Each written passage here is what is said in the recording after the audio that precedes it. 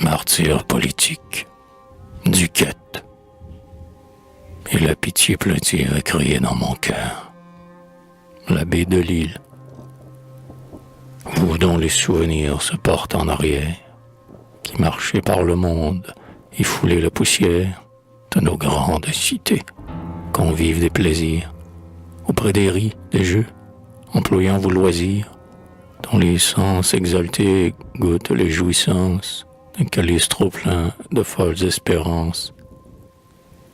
De vous qui la nuit dormez sur de soyeux duvets, qui rêvez l'âge d'or, formé de beaux souhaits, s'envolant en fumée au lever de l'aurore, quand les charmes du soir disparaissent encore, sur la fosse d'un frère, allez-vous quelquefois, chagrin, verser des pleurs et prier à sa croix. Et vous qui vous nommez amis de la patrie, dont l'éclat d'un instant peut exciter l'envie, dont la course est rapide aux fêtes des honneurs, habile courtisan pour briguer des faveurs, lorsque la vanité, sous vos riches portiques, fait croire que vos noms deviennent historiques. Qui dit au pays, nous travaillons pour toi, notre langue, nos mœurs, de nos pères la foi. Contemporain du jour qui passait avec gloire, sur son cadavre froid, si digne de mémoire, vous savez que son sang rougit l'échafaud. Hantez-vous les cyprès qui couvrent son tombeau. Joyeux petit enfant, dans les bras de sa mère, l'ange qui le vit naître adoucit sa paupière, enveloppa ses traits d'un signe de grandeur, lui donna le courage et la bonté du cœur. On dut bien le chérir dès ses tendres années. Ah, qui pouvait prévoir le cours des destinées? Sous le dôme du temple, il révérait Sion, demandait au pasteur sa bénédiction. Dans les prés, dans les champs, où l'appelait Diane, il s'amusait folâtre où rien n'était profane, et les feux du hameau l'éclairaient au retour, et vigilant et rempli d'un filial amour. Mais lorsqu'il se vit homme et s'ouvrir la carrière qui mène à la grandeur qu'un citoyen préfère, lorsque des libéraux, les chaleureux discours retentissaient partout et répétaient toujours que le peuple était las des plus cruels outrages, qu'un pouvoir tyrannique obsédait nos rivages, qu'on préparait des fers pour mieux nous asservir, que courbé sous le joug, le peuple allait périr. Il sentit la valeur battre et gonfler ses veines, et pour rompre à jamais ce qu'il croyait des chaînes, il saignit une épée, il s'avance au combat, mais le sort le trahit, infortuné soldat. Hélas, dans un cachot profond, humide et sombre, le pâle meurtrier qui ne voit que son ombre lui parle, l'interroge. Il s'écrie un instant. La loi punit le crime, un sort affreux m'attend. Les fers aux pieds, aux mains, comme un tigre farouche, il écume de rage. Hélas, rien ne le touche.